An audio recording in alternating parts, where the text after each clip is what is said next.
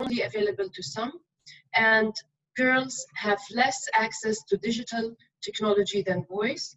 Adolescents with disabilities are especially hard to serve through distance programs. So we need to keep all this in mind as we design our response to the COVID-19.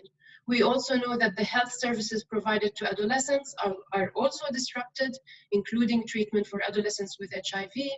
Also, adolescents are facing heightened isolation, anxiety, and stress, which further their mental health risks.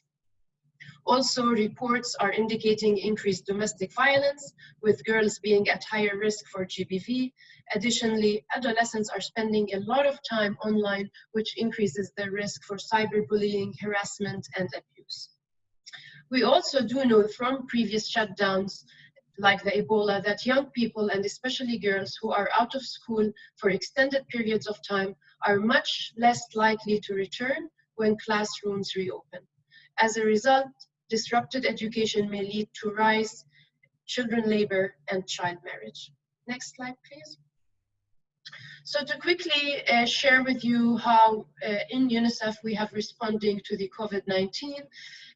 UNICEF has been working with governments, civil society, private sector, and other sister UN agencies to pivot our programs to respond to the crisis in two ways. The first one is by controlling the spread and mortality, by educating and informing the community and adolescents and young people themselves about the essential information to prevent and respond to COVID-19, as well as partnering with young people themselves to take action, prevent xenophobia, and provide support and solidarity to their communities.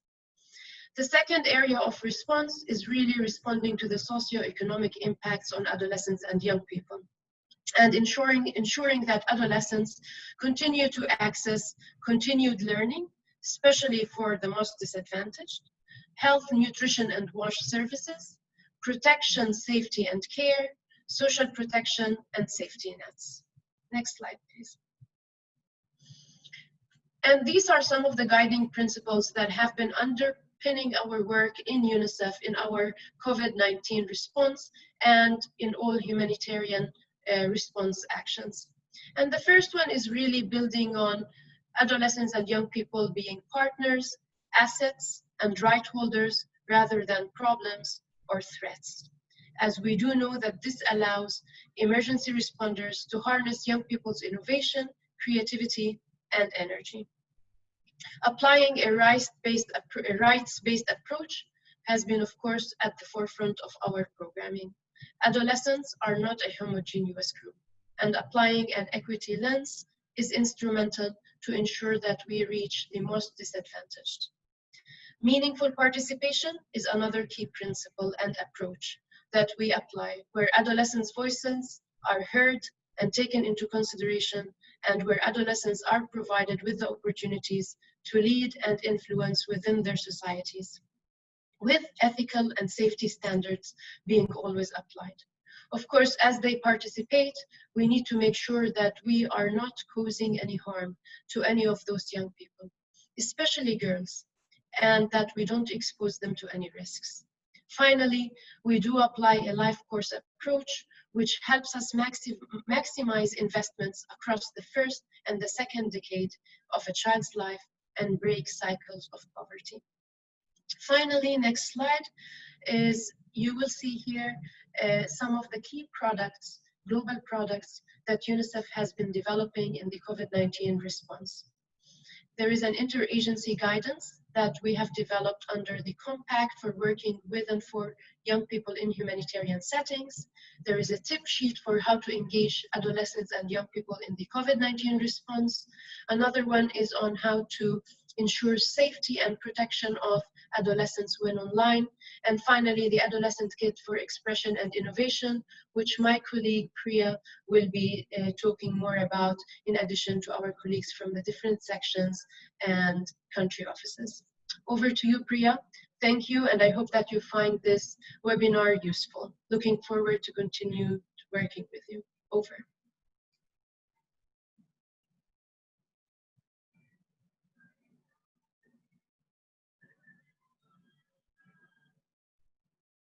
Priya, over to you. I'm sorry. Hi, thank you so much. Thanks, Jumana and Christine, for starting us off. And hello, everyone. My name is Priya Marwa, and I'm based in UNICEF, New York. I'm mainly focusing on adolescents in emergencies and peace building situations. And as Jumana just mentioned, I'm also overseeing the Adolescent Kit initiative, which I'll be talking about today. We're really pleased to discuss with some of you the opportunities for learning and expression for adolescents and coping with stress, especially during these uncertain times. To give you some background, UNICEF has developed the Adolescent Kit for Expression and Innovation a while ago, and in the next slides, we will also see how we are now adapting this Adolescent Kit for COVID-19, which is the adapted resource package that we're really excited to launch with you all today. So first, let's briefly see what the Adolescent Kit in its original form is, and then I'll take you through the adapted resource package that we have developed for COVID-19. A bit of background on this slide. The Adolescent Kit was developed to support learning and psychosocial well-being of adolescents, especially boys and girls who are displaced and affected by conflicts and disasters. It applies a human-centered design approach and has been tested with adolescents in humanitarian situations and is quite very relevant to our discussions today, especially as we discuss exploring and learning opportunities for adolescents during COVID-19, be it in refugee camps or remote areas or lockdown or quarantine situations. And as mentioned in this slide, close to 16 or more country offices in UNICEF are actively utilizing the Adolescent Kit today, with many more interested, especially now.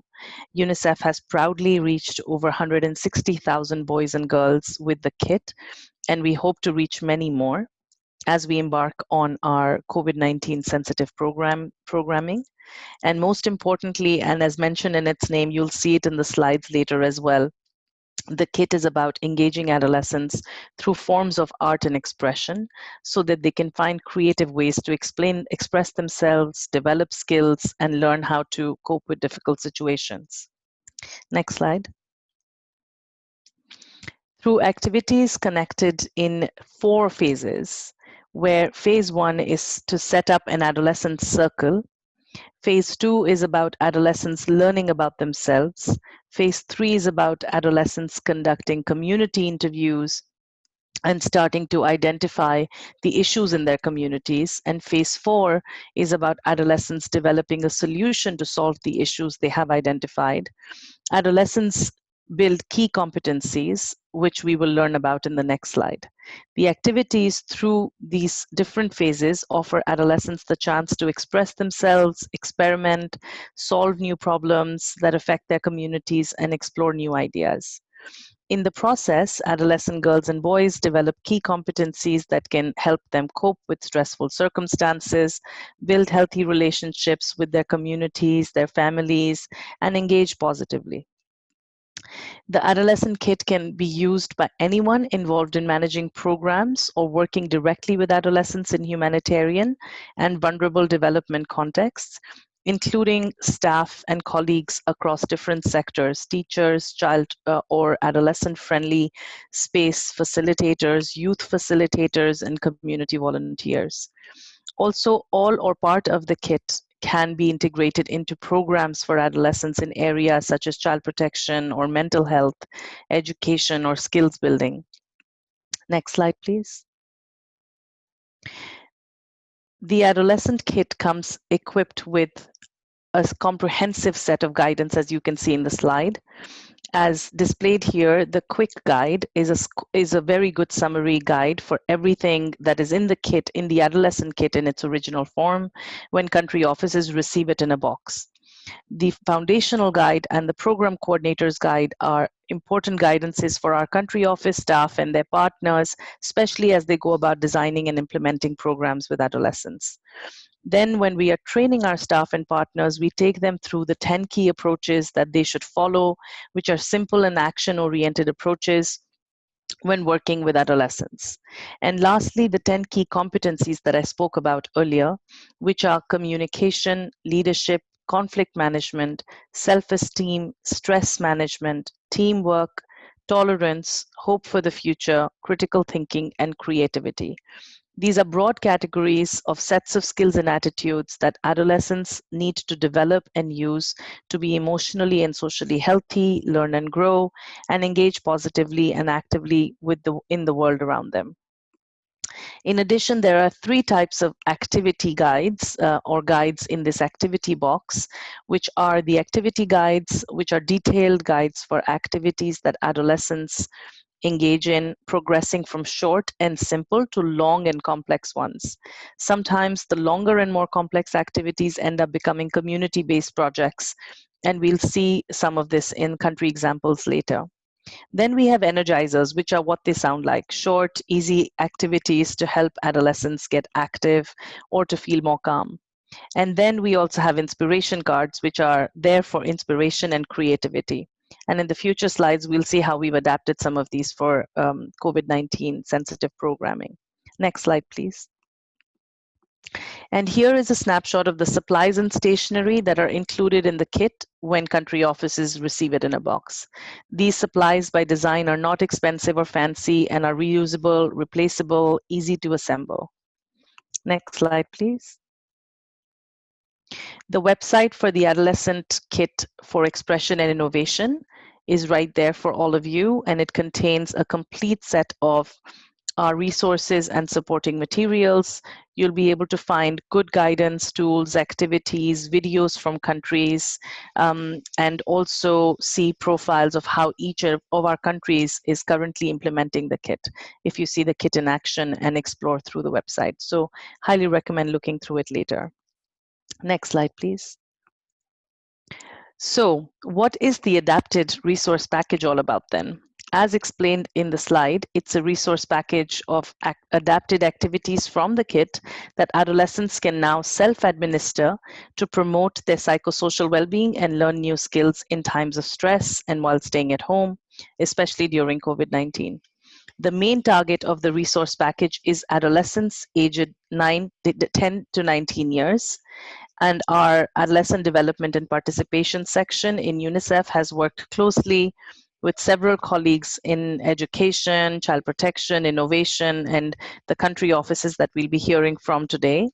And this adapted package has really been peer-reviewed by many of our experts on the ground at all levels. Next slide, please. So let's explore what's inside this great resource. Well, we'd like to think there's a little bit for all of us to use, including many of us who are parents with children in their teens. I have to say I've used some of these activities with my 9-year-old already, and we've had a lot of fun.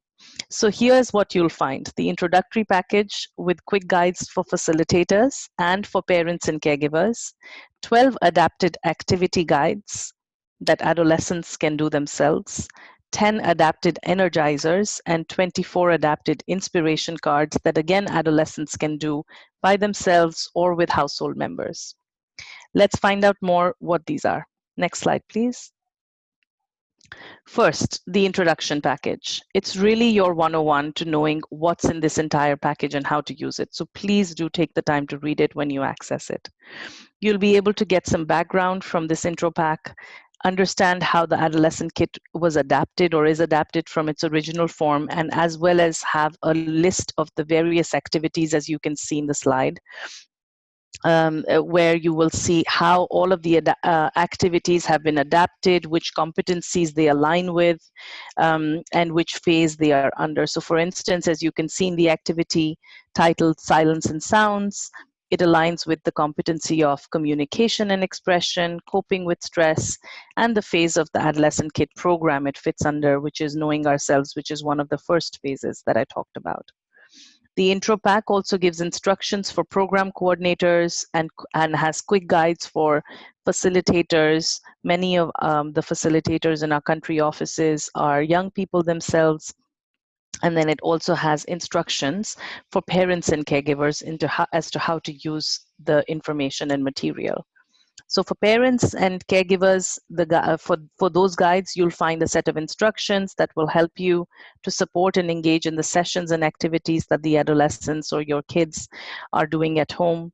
The guides include instructions, a list of prompts to help adolescents get through the activities, and additional ideas of how parents and caregivers and household members can further build on those activities and continuing learning on some of them together.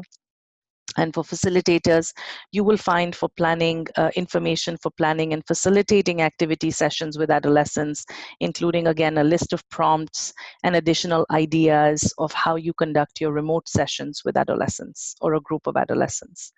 So if you're a program coordinator or a facilitator who works with adolescents and wants to use these materials, or if you're a parent or caregiver and want to try out any of these activities with your kids at home, please read the quick guides and instructions. We've made them very simple and easy for you to navigate through. So hopefully you shouldn't have trouble. Next slide, please. Next, let's look at what these activity guides are. They're super colorful, as you can see from the slide. We have a set of 12 activity guides for adolescents. We have color-coded them, where each phase, such as knowing ourselves, connecting with others, taking action, is very clearly labeled for each color so that they're easily identified. And the cards on the left provide step-by-step instruction for adolescents themselves on how to do the activity, how to keep creating and learning from them, and how to share their work with others through online and offline channels.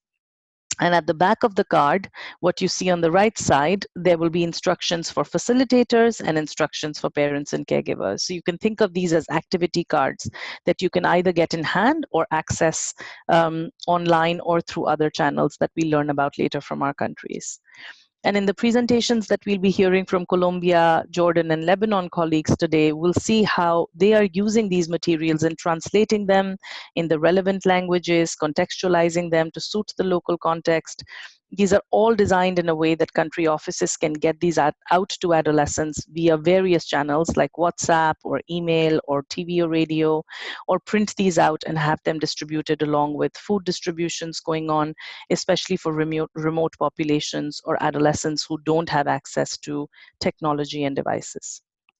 Next slide, please. Next, the orange color cards are on the left side are the 10 energizer cards that I spoke about. These are fun and energizing activities building on adolescents' abilities to complete the activity guides and encourage them to relax and enjoy and have some creative entertainment with family members or by themselves. The ones on the right in purple and blue, we have 24 such inspiration cards which are adapted, which are again fun and engaging and practical, something to do in the home or in your local setting with family members or by adolescents themselves. Next slide, please. You can find the adapted resource package online now. That's the website. And this is what the page will look like when you arrive at it. And we've just gone through the activity guides, the energizers, and inspiration cards. So you can definitely take a look at them and see what inspires you most to use. But we definitely recommend to use and look at the quick guides first and the introduction package. Next slide, please. This is my last slide before I pass on to my other colleagues.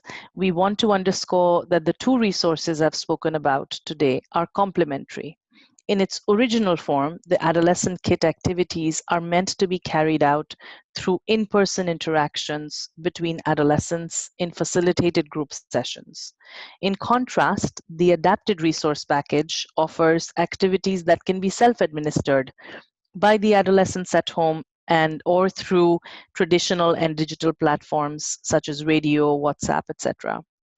The Adolescent Kit in its original form is mainly for facilitators who our country offices usually train, where they can really introduce the kit as part of a program with adolescents, especially to support those displaced or affected and dealing through trauma, developing skills over a period of time.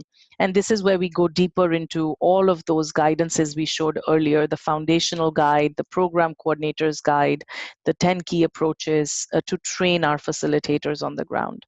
Whereas the adapted resource package allows instructions which are very quick for adolescents, for parents and caregivers to implement the activities with the adolescents.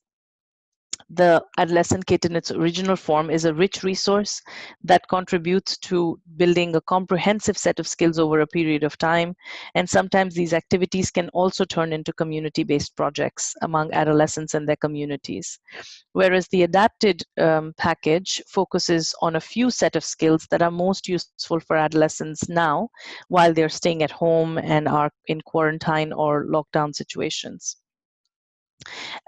These activities are also relevant and can be used from the adapted package. They can be used during the recovery phase of COVID-19 and in situations where adolescents are unable to gather due to safety concerns or social norms or disease outbreaks, as we're seeing. Finally, some country offices and our partners who have joined us today may opt for using the adapted resource package right away so that activities can be self-administered by adolescents or they can use them remotely. And then you want to transition back to the in-person sessions for the Adolescent Kit in its original form when the situation in countries permits. Sometimes countries may have to go back and forth between in-person sessions and remote sessions as the situation permits, and for that we'll hear more from the countries now. So for now, I'll pass on to Bassem, my colleague from UNICEF Education. Good morning, everyone. My name is Bassem Nasser. I am with the education section. I lead the agenda on skills. Thank you so much, Priya and Jumana, for this great opportunity to talk to colleagues and other non-UNICEF colleagues who are working on this very important area. So from an education perspective, building adolescent skill is an integral part of UNICEF's education strategy. Transferable or life skills or 21st century skills are key skills in this regard and are very much related to serving the mental health and psychosocial support and learning needs for both children and adolescents. So the way we see it is by fostering these skills, and part of them are necessary for managing emotions and building healthy relationships, and by socially and emotionally engaging with others in a healthy way, these skills play a crucial role in supporting adolescents to cope with trauma, build resilience, which then eventually supports them to heal and be ready to learn. In light of COVID-19, most countries have turned to distance learning as a means of mitigating for lost time in school. So depending on the locally most appropriate opportunities, there have been different modalities that have been implemented, from online learning, using mobile phones, radio, TV, or printed materials. However, in many countries, official distance learning modalities have largely ignored this area of work, the skills development, the 21st century skills, and have focused on more foundational academic skills such as languages, maths, and science. Furthermore, within those distance learning modalities, data shows that there are also huge equity issues targeting the most vulnerable adolescents, including the poor, young girls, and the disabled, as Jumana has said. So it is our hope, and we know this is happening, that the adapted resource package is allowing both governments and implementers to ensure that skills development is actually an integral component in the remote learning responses, whether that be through radio, TV, online, or paper-based. So from my perspective, we encourage countries to keep adapting and utilizing the resource kit and using it in their different modalities of response to during the crisis right now with so many education systems still enclosed, but also during the opening up period, as Priya just said, and actually more importantly also in the new normal, to just ensure that these skills are integrated within the official learning process. With that, I have put in some slides in terms of our response to COVID and what we do in skills development within the education team here in UNICEF, and looking forward to engaging with the colleagues on this webinar and answering any questions on how this fits in within our education response. Over to Annalise from the Child Protection team. Thank you very much. My name is Annelies Koehorst. I'm part of the mental health and psychosocial support team based in the child protection section. So for those of you who were not so familiar with the term, mental health and psychosocial support, or MHPSS for short, implies there is a close relationship between the psychological and the social aspects of a child's development and well-being. So this means personal, social, and environmental factors all influence the well-being of children, adolescents, and families, and their ability to recover from adversity. So MHPSS approaches therefore cover both the social and the psychological interventions, and support can be provided both by professional, but also by lay staff and by peers. So UNICEF approach prioritizes mental health and psychosocial support at all stages of life, especially for children and adolescents, and particularly girls, and in low resource settings. So as part of a comprehensive approach to MHPSS, it's really important to establish adolescent-specific activities that promote mental health and psychosocial well-being.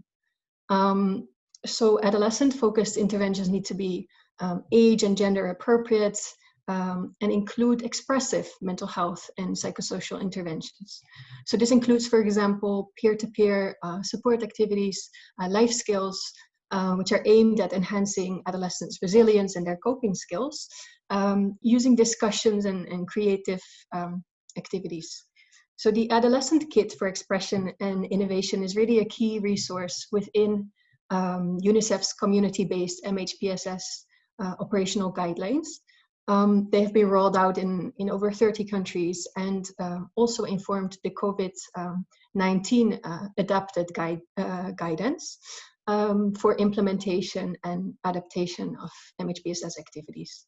So the guidance really outlines approaches and resources for adapting adolescent-specific MHPSS activities. And the Adolescent Kit is really a core resource for this age group.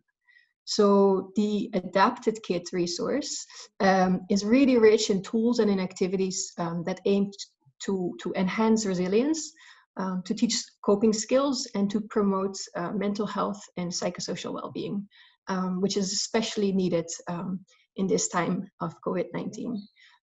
So we consider the research package a really an excellent resource for both child protection and mental health and psychosocial support actors to establish adolescent-specific activities in their programs.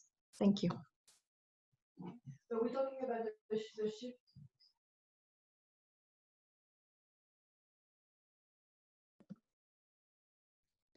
And we're passing the word over to Tamara from Innovation Office. Hello, everyone.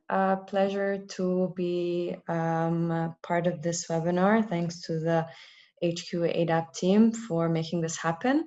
My name is Tamara Zakharia, and I am originally based in the Lebanon country office, part of the ADAP team, but been seconded to the Office of Innovation, specifically the SCALE team. I mean, as an organization, one of our priorities is to ensure that adolescents and young people are ready for the future, and as such understand how important it is to respond to the rapidly evolving skill requirements of the future of employability and empowerment. And for some wider framing, I'll just talk a bit about that. The future more and more is going to require specific skill sets that require more sophisticated cognitive abilities, and we see that happening. We see that's been happening over decades through automation and industrial revolutions. A report by McKinsey Institute predicts that between 39 and 73 million jobs will have been displaced by advances in robotics and artificial intelligence and automation by 2030. But historically, this change, automation, has not led to mass unemployment. It's led to shift in the type of jobs. And the expectation is this is going to happen again. And this is what we're looking to have young people and adolescents ready for the future. and that's to be done through innovation, because the future is going to require more and more skill sets that cannot be automated. It's being dubbed as the imagination economy, and it's going to require a lot of critical thinking, creativity, and ability for collaboration. And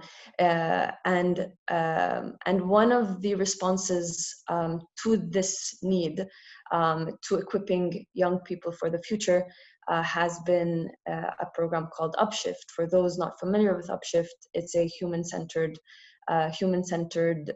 approach training / boot camp / workshop, where young people learn these skills through the human-centered design approach, and they come up with projects and ideas. But the thing is, with developing these skills in a really impactful way, and in a sustainable manner, is that doesn't happen overnight.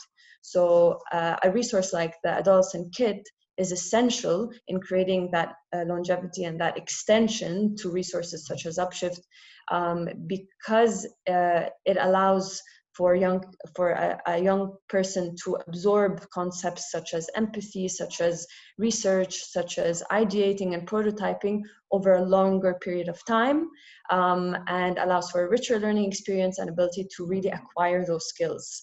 And by the time they start with Upshift, they already are very familiar with those concepts, because in many cases, you're going to need to know those skills before you can, especially for younger adolescents, before you can start with Upshift or similar trainings.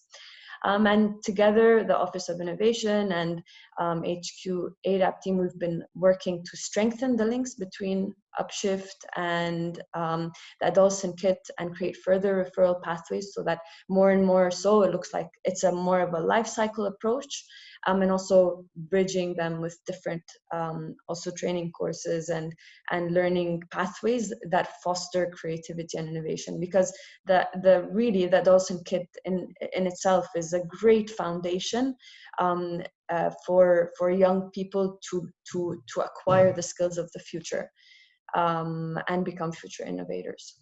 That's it on our end. Thanks for listening, and looking forward to engaging with all of you. Over. Thank you so much, Tamara, and thank you to all of the HQ presenters for these wonderful setting the stage for the next upcoming country office presentations. I just want to quickly address all of the questions we're getting about what languages are available. We're getting a lot of questions about that, and I can say that for now, the global product that you can find on the internet address that my colleague Erica will post now in the chat box is only available in English. And the reason is that we really strongly encourage everyone to contextualize these activities to fit the adolescent needs and interests and their preferences for learning modalities in the countries where you are. And the translations will depend on that. So but our country office colleagues are translating it into Spanish, Arabic, Bahasa, and Tajik right now. But they have contextualized these activities to their context and then translated them. So we will, of course, try and make all of those translations available to you. And we are also exploring how to translate the global non-contextualized versions into other languages. But as of now, they are not translated in any other than English. We welcome anybody who has the capacity to help us with this to send us an email. But with that, I want to pass over the word to Camila from Colombia. Camila, please take the floor and tell us how you have been using the adapted kit and the original kit in Colombia. Hi, Christine. Hi, everyone. Good morning, good afternoon, good evening. My name is Camila Villar. I'm the Adolescent Development and Participation Officer in the Colombia Country Office. And I will going to tell you a little bit how we are doing and how we are working with the adapted version of the kit. As you can see in this first slide, we have two adolescents who are already using the kit and are telling us how it has been useful for them to be engaged during this very complicated period of time.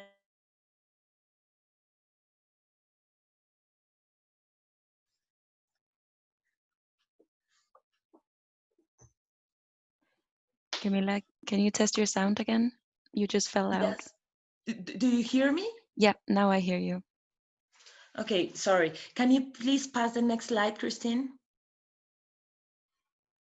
Thank you very much. So to have a little bit of context of the situation in our country, Colombia is located in South America, and for now we have almost 32,000 cases of coronavirus.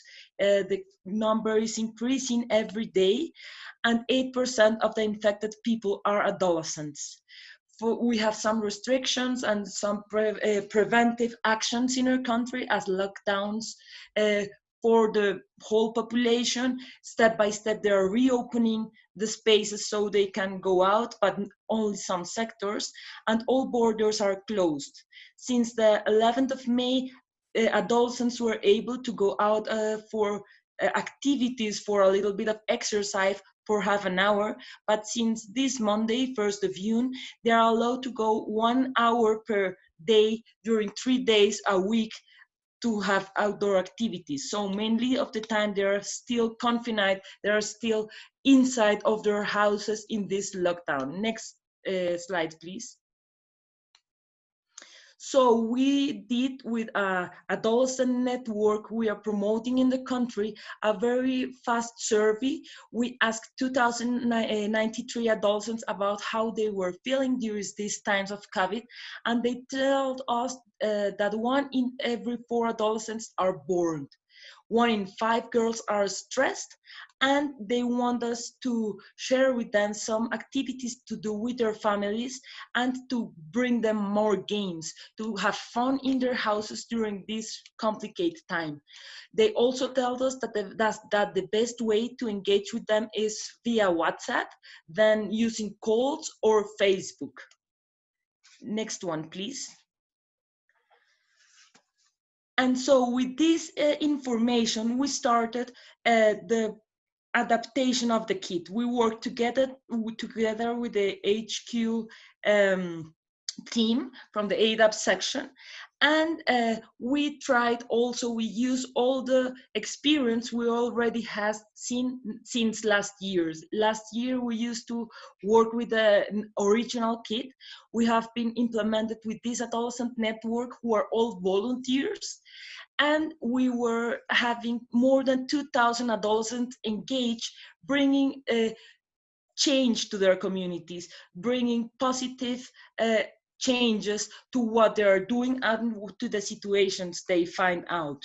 So now we decide to prioritize 4 of the competencies of the original kit to keep working during the COVID-19 time.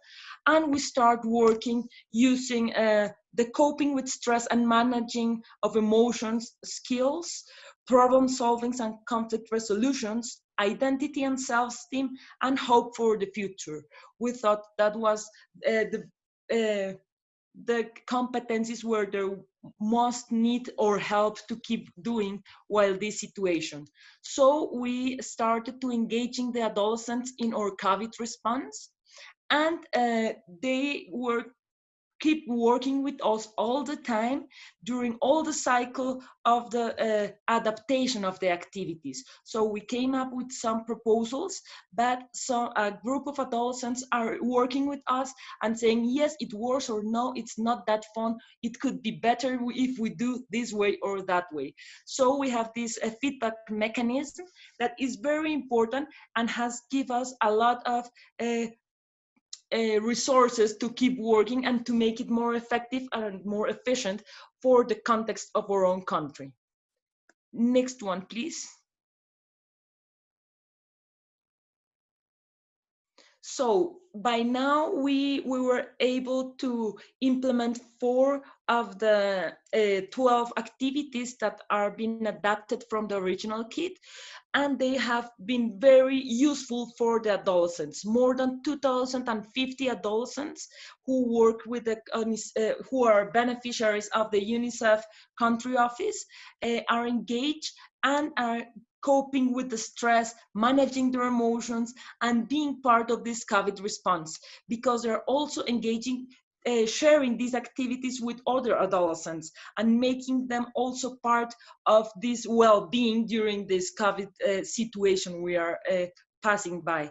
As you can see in the slide, this is one of the results of the activities that one adolescent shared with us, and it has been very useful for them because they tell us how important it is to feel they are worthful, they have the power to change the situation and to engage in something useful during this very complicated time for all of them. Next one, please.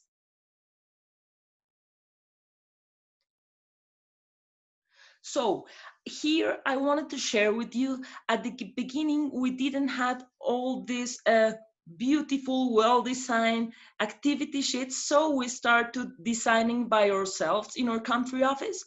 And so you can see in the left side of the screen how we do it with them. We just send them very few steps, very easily to do, and afterwards they send us the results. We find out that not all the adolescents has this internet connection and are not able to read all the information that is content in these worksheets. So we start working also with the adolescents to send the activity sheet, but also an audio and a video of the activity, so they can have different ways on how to engage with what we are doing. In some territories in the rural areas, it's easier to use the audios and not the reading material. So we are trying to adapt the activities to what the territories are needing by now. As you can see also here, the families are making part of it, and adolescents, young adolescents, but also the older adolescents are also engaging and are also very interested in making part and working with themselves to keep up with solutions and activities for their families and communities. Next one, please.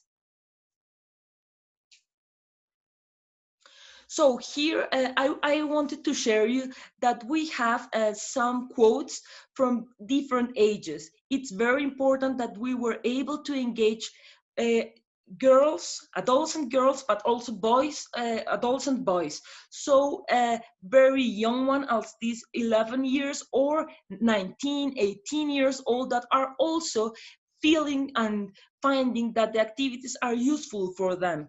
For example, this little girl is telling us how important it is for her to recognize their emotions, to make it as a very conscious part of what she's doing and what she's learning, and how it is helpful during this situation, and how she can share with her family and make these tools worthful for everyone, which is sharing the time by now.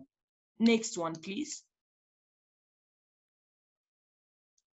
And so here's another example of the activities and how they came up with what we are sharing it with them. So it's like the adolescent kit adapted, but now seen as the result on how an implemented activity can be work, and how the adolescents are sending messages between themselves and telling us how we should keep hoping for the future, how we could still have the chances to come up with very good things after all this situation, and use the situation to strengthen their capacities. Next one, please. Another example, as I told you, also the older adolescents. Here's a adolescent girl, 17 years old, and she's also telling how important are those activities for them. And I think that's very important, because normally people ask you if the adolescent kid works just for the small ones, the younger ones, or for the older ones. And I think it works for all of them. They have shown us that the activities are made so that fits for everyone, and perhaps the answer they give you will be different. The languages they use can change, but the activities are very useful for all of them. Next one, please. For example, as we use this activity, we share with the adolescent the gathering stories activities, and it was a very important moment because they would able to share with their parents, with their grandparents, with all the people they are sharing the same space, about how they have been living during their lives, and which lessons they can share with them so they can be applied for this complicated situation. And it has been very richful for them. Adolescents are not always be aware on how important is to share with others and learn from the older people they live with. And it has been very strong for the adolescents to become part of the family and to learn from this situation using the ideas from all of them. So it has been a very engaging way of making adolescents part of their response and of the situation they're dealing with right now. Next one, please. And I wanted to tell you a little bit about the challenges and solutions. The challenges we are facing right now in our country office is how to reach more adolescents. We already know it's very useful. We have been able to make the activities adapted to our context, but we wanted to reach more and more adolescents. We already know it is worthwhile to work with this, and it will be very helpful to reach more. And so we are also dealing every day with the idea on how to engage adolescents that don't have internet access. Because when they have internet access, it is very easy to share via WhatsApp or Facebook or whatever, but when they don't have this internet access, it's really a challenge. So we are exploring how to engage these activities and to make them part of radio programs in the communities, or how to print these activity sheets and distribute it with the food they are receiving in their different territories. So we are always listening to our rural areas and trying to come up with new ideas for all of them. Another challenge we are having is to translate the material. We don't have it translated, all of them right now, but step by step we are doing it and contextualizing. That is very important, and that is very worthwhile for the adolescents themselves. We have, as a solution, we have made it part of this COVID-19 response. It has been very interesting how we were able to make it part of our office response, not just for a section, as our colleagues before told us. That's education with protection, with development. Everyone in the office is thinking about how to engage adolescents and to come up with a response for them. And we are also working on how to engage different allies and partners to use the kit and to reach more adolescents. That's one part of the solutions. And we wanted to keep using this new adapted version, but the normal adolescent kit is also very useful. So when this COVID situation change from lockdown to we can already go out, we will keep working with both of them. We think they're very additional, complementary, and very useful to keep working with adolescents. Next one, please. And we wanted to share with you some advices and lessons we have learned. The first thing is we should always make it fun for adolescents. If they're having fun, they will keep engaged and they will keep learning. Because most of them tell us that when we send them activities or things that are too formal, that you just have to sit down in front of a computer or just in a cell phone, it will not work. We have to think about how to make it very fun so they can take part of it and engage during the whole activity. Our second lesson will be that it's very important to engage adolescents during the whole program cycle. It's not just for one point of what we are doing. It is very important to ask them during the programming, when we are trying to plan what we are doing, or to the monitoring and evaluation, the implementation. We have to make them part of what we do, so it can be very much successful. It's also a very good lesson that we have learned, is that the adolescent kid activities engage the adolescents. They have already learned about them, and now they're coming up with their own activities. So we are mixing, always we keep this competencies framework in the behind scene, but we are also engaging their own activities. We are trying to mix adolescent-led activities and these adolescent kid activities, so that we can keep listening to them, empowering them, and giving a very important position in what we are doing. Additionally to that, it's very important to adapt the activities in the language, but not just the language, is the context, is how they talk about the things. We have to use the adolescent language, how they communicate between each other, and that makes it very much more useful for them own. And young people are the best facilitators for themselves. Since last year, we are using with this volunteers network. There are young people who were part of the UNICEF programs when they were children, and now they're helping us facilitating the activities as they can be in presence, or also motivating and calling the other adolescents and engaging them with the activities. So I would say that young people are the best facilitators for young people. We have to keep that in mind. And finally, I would say that it's very complementary to the original kid. So that are very good tools, but we are not going to keep them apart from the rest of the kid. We think we have to keep working with both of them so that adolescents can really reinforce their competencies and keep learning for their whole lives. That was what I wanted to share with you. And I wanted also to say a huge thank you to the whole ADAP team in New York, the other country office, and my office myself.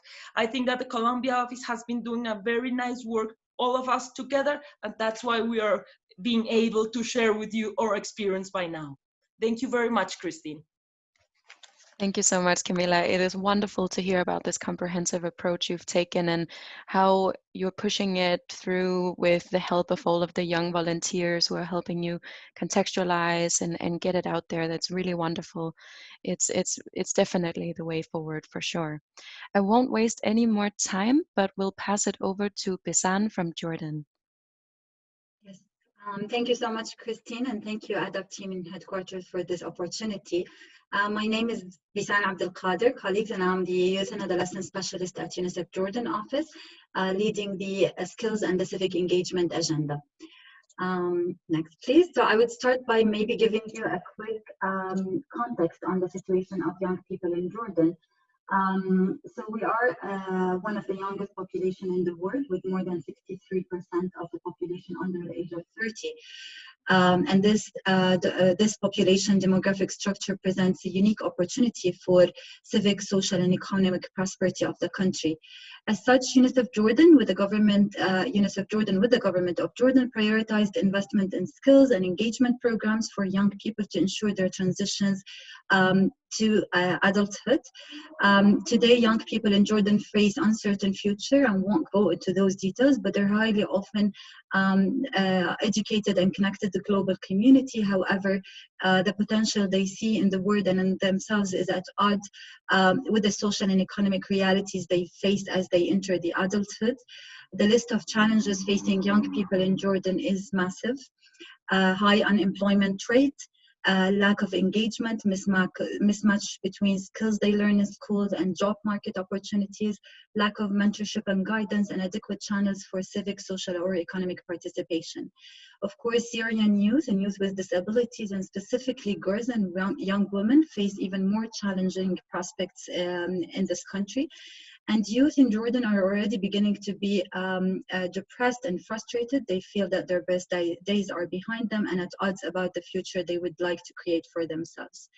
With COVID, Jordan, as of yesterday, I think we reported 700 cases, and the country had implemented one of the strictest lockdown in the world to stop the spread of the coronavirus and to flatten the curve, forcing most people to stay indoors. And a curfew is being applied on a daily basis and over the weekend, and the whole country being temporarily shut down over those days. Schools, clubs, parks, youth centers, everything is shut down. And quarantining and social distancing or physical distancing are likely to stimulate confusion, anger, and frustration, as those young people have limited access to their peers, support network, and to stimulation from education, training, or employment. Next, please. In Jordan, we focus in UNICEF Jordan, our approach is to focus on the foundational principle of the Sustainable Development Goals, leaving no one behind. This specifically applies to the adolescents and youth who face multiple deprivations and have limited access to quality health, education, nutrition, engagement, and social protection benefits due to their ability, citizenship, or socioeconomic status, or of that of their parents.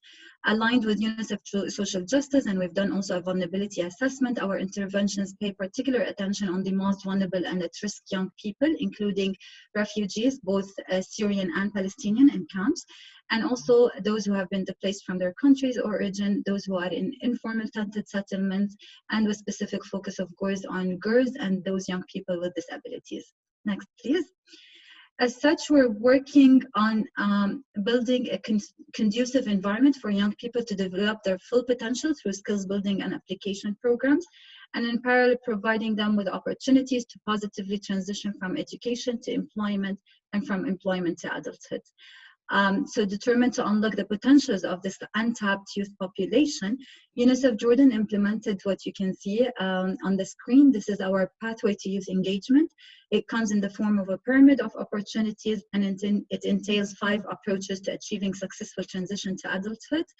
And those are, of course, underpinned by continuous mentoring and coaching, and expected to improve 3 outcomes: skills building, youth social, civic, and economic engagement. With the ADAP pack, we've looked at the synergies and the integration point, and we have integrated the ADAP kit within our level 1, the 21st century skills, or the transferable skills. And this is where we offer an integrated package of life skills, financial literacy, social innovation, and digital skills, built on the MENA life skills and citizenship education framework. Through this package, we want to equip young people with the right skills that are needed to ensure their successful transition to adulthood. And the kit was integrated and adapted with our program, that is existing program that's been operating in Jordan for the past 5 years, called Maharati, or My Skills in Arabic, which was developed based on the LSCE, the Life Skills and Citizenship Education Framework, and is considered as a cornerstone of the UNICEF Skills Building Program.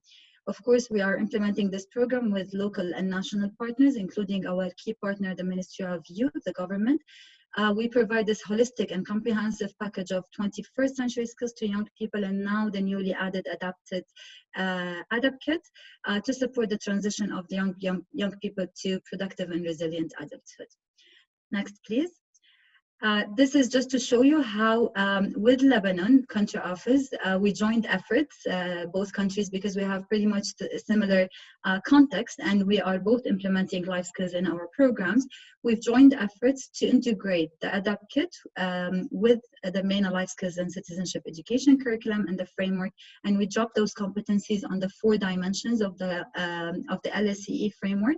And the relevance was for us is that we were able to integrate within existing programs, existing structures, and we were able to continue building on the work that we've done in the previous years. And young people through this are being, not only they are being skilled and capacitated on promotion of positive behaviors during COVID or during difficult situation, coping with stress, overall wellness and mental health, but also moving into more advanced competencies that support their transition to adulthood, while keeping and into consideration simple and fun and interactive and engaging activities for them to focus on their self-development, focusing on resilience, empathy, self-control, and emotional intelligence.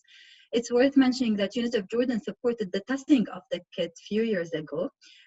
However, we did not start implementation, and the plan was to start using this adapted kit now via our online platforms that we've launched in response to COVID. And then once restrictions are lifted, we will transition into the original kit while keeping as well, similar to Colombia office, the adapted kits and the adapted activities as complementarity interventions that will be delivered through interactive sessions. And we offer that, of course, through direct gathering and learning and interacting between young people and their facilitators, or through the peer-to-peer approach that we heavily rely on in Jordan. This integration ensured for us synergies as it mainstreamed across all our approaches for rollout, and leverage our existing structures and mechanisms and platforms to ensure the continuation and the rapid continuation of this intervention. Next slide, please. With the online resource package, we leverage the support of our youth volunteers. So we've tried to make this process as participatory as possible. So our young volunteers supported in the contextualization and the translation, with our national core team of trainers led by our life skills expert to further localize the package to what fits in Jordan. And of course, we were working hand in hand with Lebanon office on all these stages so that we can come together into one product, but also sharing experiences and allowing for this cross-sharing between the two countries, either through trainers or through youth or us as UNICEF colleagues. To respond to COVID lockdown in Jordan, the first phase was the rollout of the online content, which was a light package, using a light package approach with short videos, voice records, activity cards that were disseminated via WhatsApp groups. So we managed to create around 8,000 WhatsApp groups across the country with all our beneficiaries, all our centers. And then the next stage would entail virtual trainings done across our Ministry of Youth Centers, the youth centers, but also UNICEF Makani centers, which are UNICEF protected places, child-friendly places, where we offer as well child protection services and learning support services. And we will continue that rollout hopefully after COVID in person. Also, we're integrating this with our social innovation incubators and the youth corners. Those are programs that are already operating in Jordan, and this is coming in line with the skills pack that we offer across all these different portals, whether in host communities or in the refugee camps.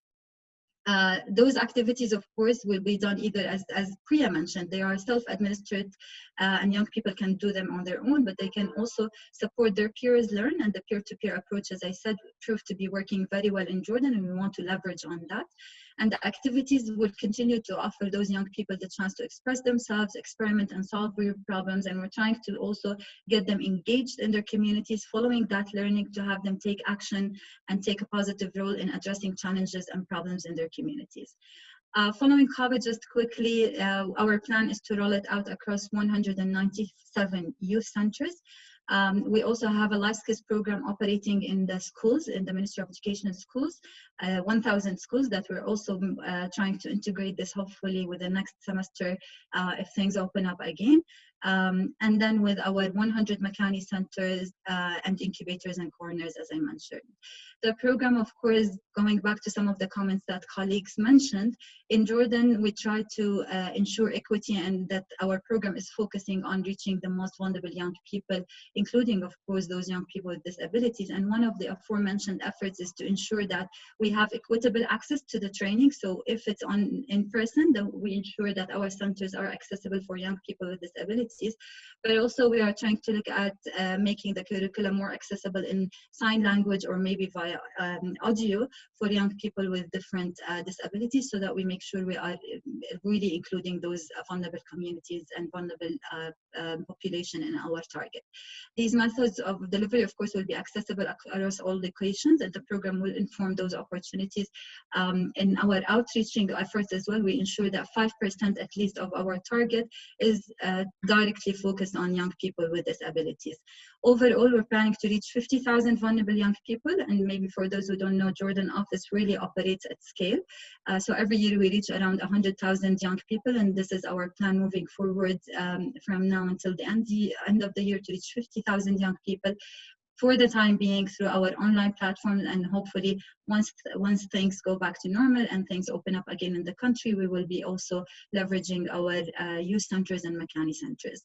The Learning Passport is being launched in Jordan on the 10th of June, and this will be definitely available on it, and we're hoping that also young people will be able to access our adapted and Arabic contextualized material through the Jordan Learning Passport, and hopefully in the next week you will see it as well up and running on Jordan's Learning Passport site.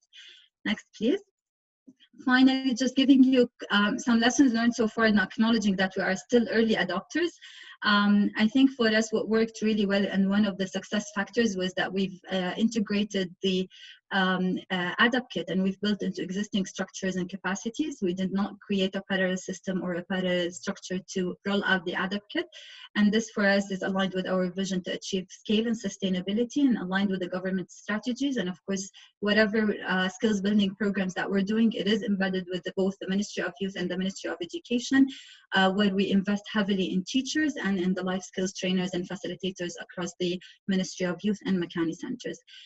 The integrated package of services, I think that was also, again, a very critical point for us, because young people, especially at the times of COVID, they need more activities and they need more engaging activities. And for us, the ADAPT kit came in time to give us new flavor of different activities that young people can apply. And it's really focusing on their wellness and well-being that is enabling them to cope with the current situation.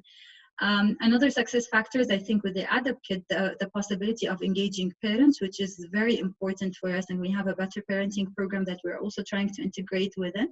And that would be as well helping us to invest in the adolescent girls and young women, addressing the underlying social norms in their behavior, in their participation, and empowering them to be part of our program. So that engagement of parents was really crucial and added value to the program. And finally, mainstreaming the ADAPT kit. So hopefully this is part of our existing programs running within the ministries, and we will continue to mainstream it, and we will continue to build all these investments on the existing structures we have. In terms of challenges, of course, I think for all countries now, the access to internet and devices is one of the main challenges. And in order to address that, to ensure that the most vulnerable young people continue to access those training opportunities, our office is supporting the beneficiaries with access to data packages as well as tablets to enhance their access to and meaningful participation in the learning. We're also mobilizing the private sector to address the challenges of stable and consistent connectivity, trying to negotiate zero rating data for our portals, our online portals, Learning Passport being one of them, and hopefully our other learning portals. And then we're trying to as well look at, in our mapping and in our outreach efforts, look at identifying those gaps. And trying to conduct multi-channel social media, WhatsApp or call center audience analysis to understand their challenges in terms of connectivity and preferred remote learning experiences, and then adjust, of course, our programs to fit their needs. Ensuring continuity of services, I think that's e-learning, but also post-COVID, when we go back to normal situation in the country, establishing a continuum of support to enable those adolescents to learn and then meaningfully engage in their communities and contribute with concrete actions following the learning for them to feel that they were able to take something out of this learning. And finally, the generating evidence or evidence generation, one of the key things for our responsive programming, and to test the solutions that are not working or not working well, and always try to adjust and modify our program accordingly. Thank you so much. That's over from my side, and I hand over to my colleague Abir, who will continue building on our joint experience. Over to you, Abir. Yes, thank you. Thank you, Bisan. Thanks for all those who came before me for the interesting presentations. My name is Abir Abu Zaki, and I'm the Youth and Adolescent Officer in UNICEF Lebanon Country Office, basically working on participation, life skills, civic engagement of young people. As introduced by Bisan, we have had the pleasure to have started working on the translation, adaptation, and the contextualization of the kit, in order to enhance better engagement of young people with life skills that are extremely useful, especially at this COVID-19 time, and enhancing their healthy lives and the proper development, especially the age group 10 to 19, and their parents and caregivers.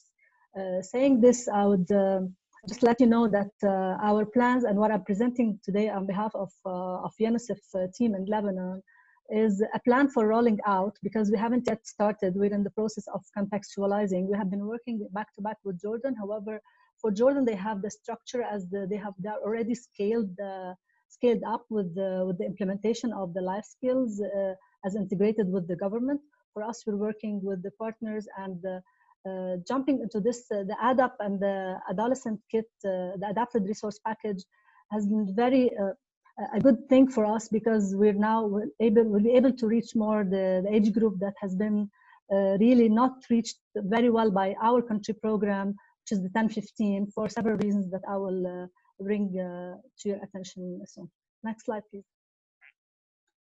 So for Lebanon, as in demography, Lebanon is a small country, as you know. Now in COVID-19, we are somehow suffering not as tough as other countries. However, the number of cases is low. Yet for our situation, Lebanon is now passing through one of its worst economic situations. There is a lot of deprivation already. Poverty is on the increase. We have increased unemployability, definitely due to the lockdown and to other situation. There is definitely a lot of engagement of young people, and all of these negative impacts are on the increase.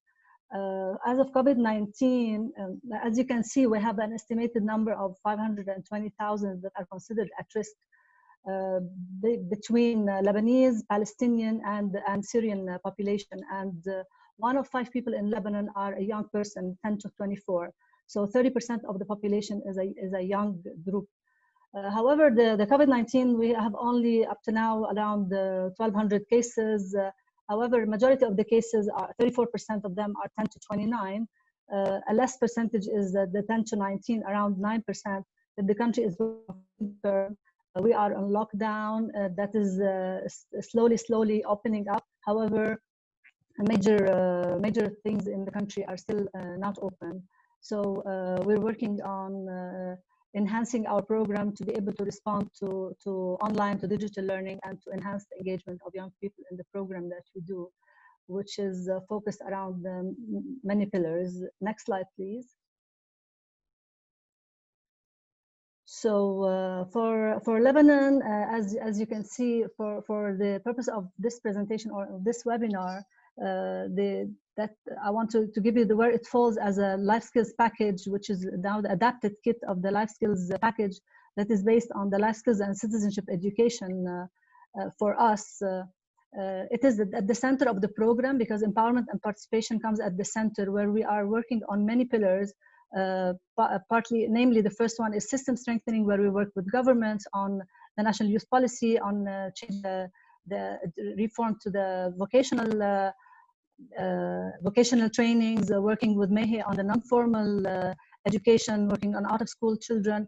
The majority of the work is for 10 to 24, and for the second pillar, we work on skills trainings. That is training young people on competency-based trainings, innovation. We have around 13 innovation labs in the country, where we graduate young people and give access through the skills training and the innovation labs, access to decent work, where income generation opportunities also are given, cash for work, digital platforms, and the basic literacy and numeracy. We give the out-of-school children the opportunity to become better learners and enable them for future learning. However, the main focus of the program has been working on the life skills package on different pillars, all based on the life skills and citizenship education. Namely positive leadership courses, social cohesion courses, employability courses, and the basic or the healthy life skills or lifestyles, all gathered around the civic engagement component. What we are planning to do and what we are working on is enhancing the online outreach for young people. We are implementing all these programs with youth partners. The main components of the life skills are based on the life skills and citizenship education, 12 core skills of the MENA region. However, the adapted resource package kit has focusing on communication, leadership, conflict management, self-esteem, stress management. All these core skills, including also hope for the future, have perfectly fit what the young people need, especially in our program now. So what we're working, and we have this has given us the opportunity to work with other sections on reaching out to the younger age group, which is 10 to 15, among 10 to 19.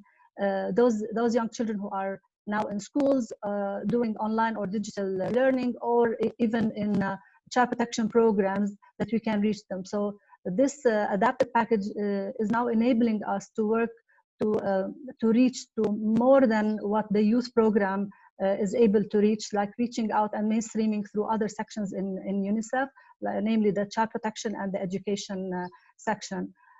For after what we have been adapting and what we've been taking from Jordan, we're contextualizing it, and the plan is to start by beginning of July with our partners on working on the Arabic version of the life skills. Next slide, please. So for our plan, the activities to be implemented in the country as Lebanon, definitely post-COVID-19, the plan is to transition between the original kit while keeping adapted activities as complementary interventions. However, we plan to reach through the youth partners to around 15,000 young people through the WhatsApp groups and through facilitated classes that the youth partners are already implementing on the basic life skills and the life skills packages that I talked about, where possible, where they are able to interact through facilitated classes. We will be adapting to the online with the online version. The plan also is to reach with the Ministry of Education as the start of the upcoming semester, where the education, where the scholastic year will start.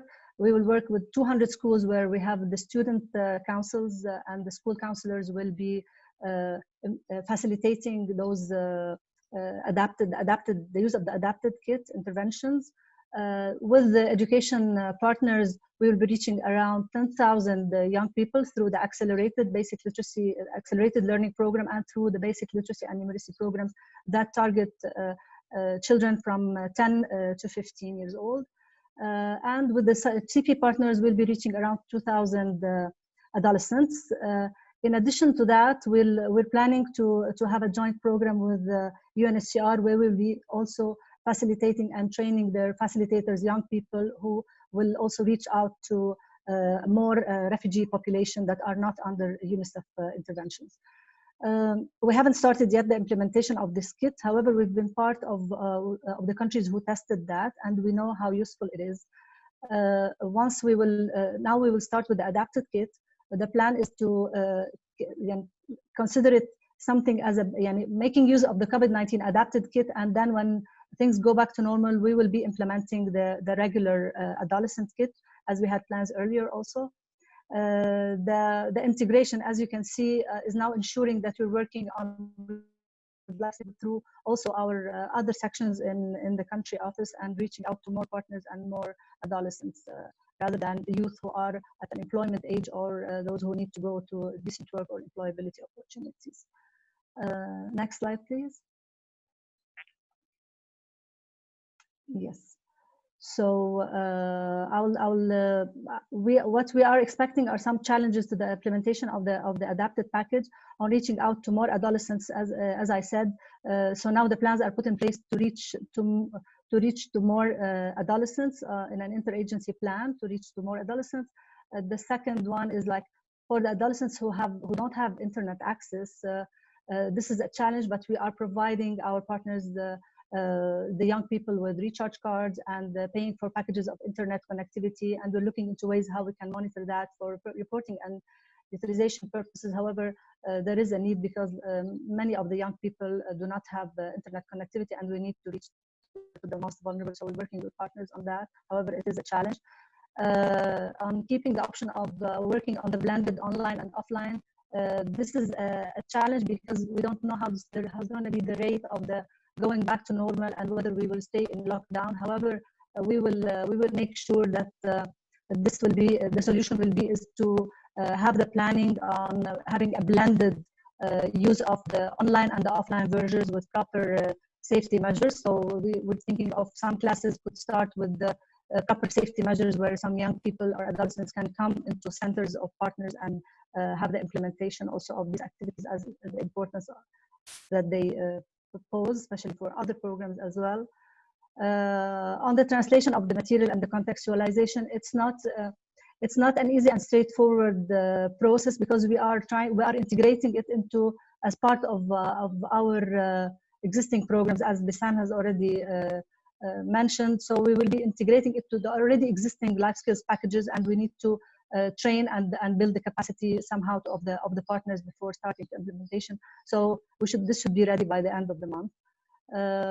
On the making it part of the COVID-19 response, definitely, because there is some specificity in our country that even if COVID-19 goes, we might go into some other emergency, and we need to have we find that this kit now that is online and easy to use and can be transmitted and utilized via online sources like WhatsApp, and whether also on facilitated classes, is something that we can consider as an emergency response package that fits for our context, especially that we started the year with we had a revolution and some economic crisis happening. We had the young people were at home, and now they are at home for COVID-19. So this will be challenging to make it as an emergency response, and at the same time, it's something that we consider a way forward.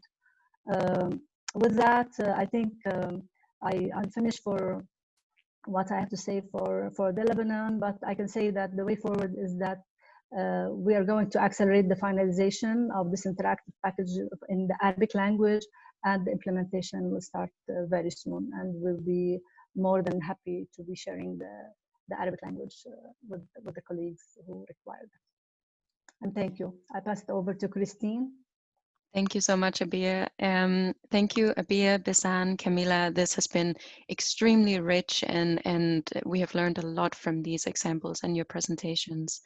It is just really interesting to see how you're taking on this huge work amidst many, many challenges that you face. We know that country officers are very overwhelmed with dealing with the situation to begin with.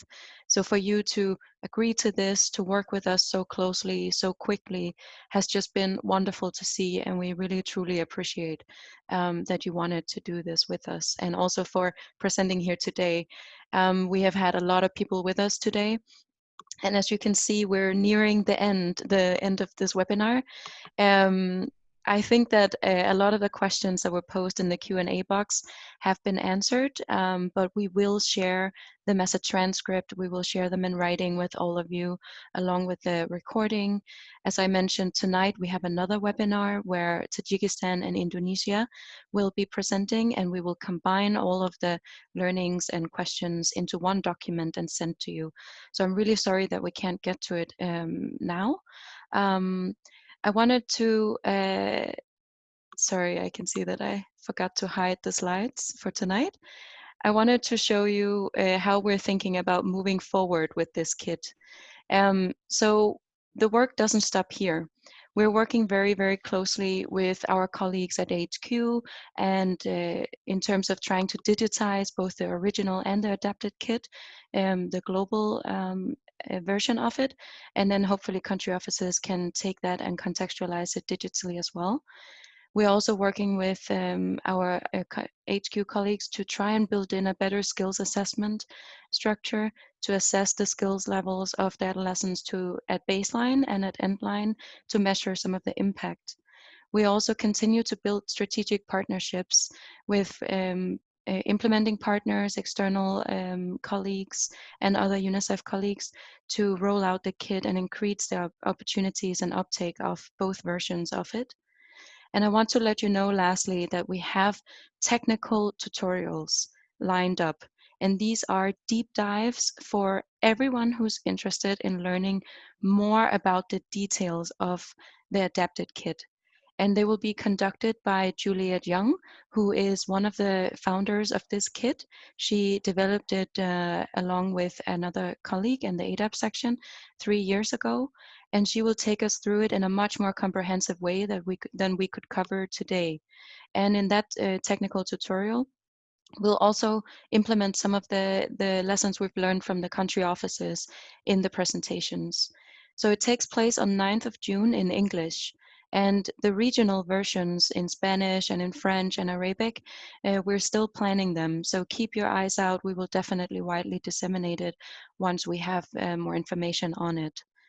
The last slide is an overview of the resources. So the first one is for the original kit. The adapted resource package will be made available in all of its full content with all of the various files, InDesign, PDF, Word, JPEG image files will be there at the end of August. But so far you can access it through the second link. And anyone who has a UNICEF email address can also go to the KITS SharePoint site. There you'll find the folders that contain all of the various files. So that, for example, if you have the capacity to do the InDesign in your own country office, you can easily do the translations and just copy paste them into the InDesign template. But feel free to contact Priya and myself anytime with any questions. We're always here to help you. And we also really strongly encourage you to reach out to your regional colleagues who you know are using the kit and the adapted kit, and ask them for one-on-ones and knowledge sharing. This is definitely how we sustain the kit in the future, to do more of the country-to-country knowledge sharing. So thank you so much. The time is up. Truly thank you to everyone who presented. We deeply appreciate it. This is the way forward for engaging adolescents who are restricted by mobility, social norms, prohibiting them from gathering. The original kit does require in-person group gathering. So this will be a great complementary way of reaching those adolescents who are not allowed or cannot gather for safety reasons or cultural reasons, and still reaching them with meaningful skills building and coping mechanisms. So thank you, everybody. I will share all of the recordings early next week. Thank you. Thank you.